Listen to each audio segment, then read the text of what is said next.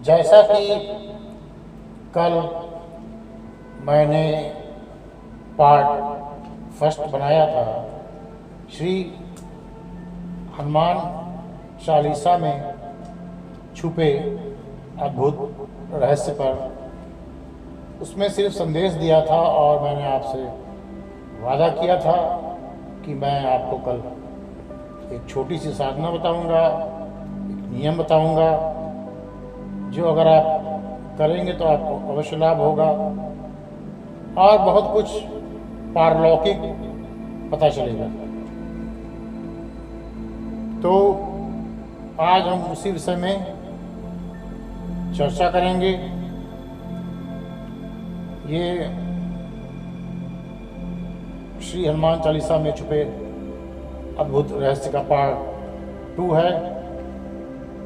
इसमें श्री हनुमान जी की अति साधारण साधना पर चर्चा करेंगे। ये सिर्फ भगवत भक्तों के लिए है। मैंने पहले भी कहा था कि इसको सिर्फ भगवत भक्त देखें जो भगवान के सच्चे भक्त हैं, सच्ची श्रद्धा रखते हैं। और अगर हनुमान जी में सच्ची श्रद्धा है और भक्त हैं तो बहुत अच्छा, तो वही लोग इसको देखें। और जो नास्तिक हैं वो कृपया ना देखें। उनको ये नियम करने से कोई लाभ नहीं होगा, उल्टा हो सकता है, कुछ अनिष्ट हो जाए, कोई परेशानी आ जाए उन पे या उनके परिवार पे। इसलिए कृपया वो लोग ना करें। नास्तिक हैं जो, वो यहीं से वीडियो बंद कर दें। और जो भगवत भक्त हैं उनको नहीं भी करना हो तभी वो सुन सकते हैं। करें प्रयोग या ना करें ये उनकी इच्छा है। लेकिन जो भगवत भक्त हैं और खासकर जो श्री हनुमान जी के भक्त हैं वो इसे सुन सकते हैं। ये बात ध्यान में ले लें। अगर आपको कोई छोटी समस्या है, 1-2 रोज की, या कोई मनोकामना है, कोई काम रुका हुआ है, या कोई शत्रु बाधा है, या घर में आपको नकारात्मक ऊर्जा होने का अंदेशा है, तो छोटे मोटे काम को पूरा करने के लिए और मनोकामना पूर्ति के लिए इस नियम को करने से उसका कल्याण होगा। जो भक्त हनुमान जी के अनन्य भक्त होते हैं और हनुमान जी को अपना इष्ट मानते हैं, साधना जो इष्ट मानते हैं वो बड़े भाग्यशाली होते हैं। उनकी साधना श्रेष्ठ होती है। साधना में आपके अंदर श्री हनुमान जी का एक छोटा सा अंश आ जाता है, या जो मैं नियम बताऊंगा उसको करते करते एक समय आपके अंदर हनुमान जी का एक छोटा सा अंश आ जाएगा। जैसे कोई सागर की एक बूंद आपके अंदर समाविष्ट हो गई हो, या यूँ सोचें सूर्य के सामने आपके अंदर एक दीपक की लौ जल गई। फिर आपकी साधना जितनी बढ़ेगी या आपका नियम जितना बढ़ता जाएगा आगे, आपके अंदर श्री हनुमान जी का छोटा सा अंश शक्तिशाली होता रहेगा। हनुमान जी स्वयं नहीं आते, वो ईश्वर कोट के महादेवता हैं, तो स्वयं तो नहीं आते। अपना अंश साधना करने वाले के पास भेजते हैं। वो ऊर्जा जैसे जैसे बढ़ती जाती है आपके कार्य पूर्ण होने लगते हैं। फिर वो अंश एक शक्ति के रूप में परिवर्तित हो जाता है। कभी कभी वही सिद्धि का रूप ले लेता है और हम सिद्ध हो जाते हैं। ये साधना काल के दौरान ही होता है, या मैं जो नियम बताऊंगा उसके दौरान ये हो सकता है। पक्का नहीं है लेकिन ये हो सकता है। फिर उसके ऊपर किसी तंत्र मंत्र का कोई असर नहीं होता। हो ही नहीं सकता, बल्कि वो तंत्र मंत्र टटका टोना से ग्रसित मरीजों को ठीक कर सकता होगा। लेकिन आप ये सब प्रयोग ना करें, ये उन्हीं साधु और अवगुणों को करने दें जिनका यही काम है। तो आप कहेंगे इस सिद्धि का प्रयोग कहाँ करें? अगर आपको ये नियम करते करते सिद्धि मिल गई तो इसका प्रयोग कहाँ करें? तो हाँ, इस सिद्धि का प्रयोग जो आपको शक्ति मिली है अपने घर में अपने पर या रिश्तेदारों की समस्या का समाधान करने के लिए करें। और जो समस्या से ग्रसित हों उससे ये न कहें कि मैं तुम्हें ठीक कर दूंगा या मैं तुम्हारा ये काम कर दूंगा, बल्कि चुपचाप हनुमान जी से उनके मंगल की कामना करें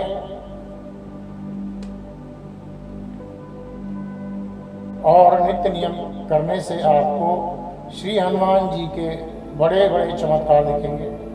दिव्य शक्तियाँ स्वप्न में आकर आपको ब्रह्मांड के छोटे बड़े रहस्य बता सकती हैं, पर आप उन बातों को कृपया गुप्त रखें। ये उत्तेजित होकर उन बातों को बताने ना लगे, उन्हें गुप्त रखें, वरना फिर आपको ऊपरी संकेत और रहस्य पता नहीं चलेंगे। ये इस गलती से कि आप सबको बताने लगेंगे, तो आपको पता नहीं चलेगा। क्योंकि जब प्रयोग प्रगाढ़ और तीव्र हो जाएगा तो ईश्वर कोट के महादेवता श्री हनुमान जी के गण, जिसमें वीर प्रसिद्ध गण हैं, आपके स्वप्न में प्रत्यक्ष होने लगेंगे और आपसे बातचीत का सिलसिला शुरू कर देंगे। तब आप समझ लें कि आपको सफलता प्राप्त हो गई है। आगे क्या करना है ये आपको महाबली श्री हनुमान जी के गण बताएंगे और आगे का मार्ग सुझाएंगे। आपको जब आवश्यकता हो तो आप हनुमान जी के सामने 2 अगरबत्ती जलाकर या धूपबत्ती जलाकर अपनी समस्या बताएं। फिर वीर आदि गण आपकी समस्या का यथाशक्ति समाधान करेंगे। तो यथाशक्ति समाधान कर देंगे। अगर साधना काल में ऊर्जा बढ़ जाने से यदि क्रोध आने लगे या नियम काल में काफ़ी जब समय तक आप नियम करते रहे और आपका क्रोध उत्पन्न हो क्योंकि ऊर्जा बढ़ेगी, आपके अंदर की शक्ति बढ़ेगी, तो साधना काल के बीच बीच 15 दिनों में या 10 दिन बाद हवन करते चले, यानी कि हर 10-10 दिन पर हवन करते चले। अगर आपकी गुस्सा बढ़ रही है, इसका मतलब आपके अंदर जो ऊर्जा है वो बहुत प्रचंड रूप ले रही है, तो आप ये करें, जिससे आपकी ऊर्जा थोड़ी जो है अनुष्ठान में प्रविष्ट हो जाएगी। और प्रभु श्री हनुमान जी श्री रामचंद्र जी के अनन्य भक्त हैं, तो थोड़ी सी पूजा श्री राम जी की भी करनी चाहिए, विशेष लाभ मिलेगा। कोई अनुभव किसी को ना बताएं, मन शुद्ध रखें, पवित्र रहें, घर के बाहर कोई ना जाने कि आप साधना कर रहे हैं या कोई नियम खास प्रकार का नियम कर रहे हैं। ये सात्विक साधना है। अब मैं इसकी विधि बताता हूँ जो अत्यंत सरल है, उससे आप समझें ध्यान से। आपको सुबह अर्ली मॉर्निंग 3 बजे उठ जाना है। ये साधना या ये नियम 3 बजे से 5 बजे के बीच में करना चाहिए। इसमें पहले आप एक माला गणेश जी की कर लें। ओम गम गणपतये नमः। ओम गम गणपतये नमः। इसकी एक माला, फिर एक माला सीताराम नाम से जाप कर लें, जय सीताराम करके एक माला जाप कर लें। माला अगर तुलसी की हो तो ठीक, या फिर चंदन की हो तो बहुत अच्छा। और गणेश जी का मंत्र आप रुद्राक्ष में जप सकते हैं।